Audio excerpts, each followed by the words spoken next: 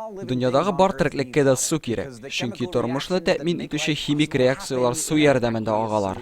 Һәм безгә җир хайваннарына су бездә гел булсын өчен аны эчеп торырга кирәк. Ә балыкларга килгәндә нәрсә?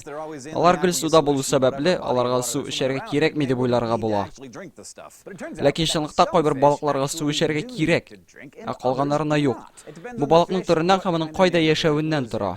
Сезгә иң беренче белергә кирәкле нәрсә су һәрчак тигезлеккә омтыла. Әгәр дә су үткәргеч мембрананы ике ягыннан да концентрациялары төрле булган тозлы су белән әйләндереп алсак, тозы азрак булган су тозлырак якка таба концентрациялар тигезләшкәнчегә чаклы агачак.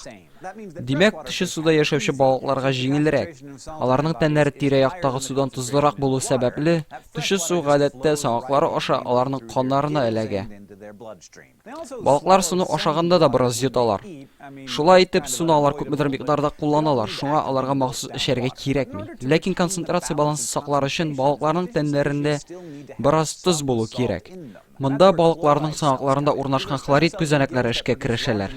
Алар натрий һәм калий кебек күзәнәкләр мембранасы аша тоз агымнары белән идарә итүче ферментларны күп итеп чыгаралар. Шулай итеп, төше суда яшәүче балыкларның организмындагы тоз күләмен хлорид күзәнәкләре контрольдә тота. Ә диңгез балыкларының проблемалары капма-каршы. Аларны күбесе өчен диңгез суы аларның тәннәреннән тозлырак.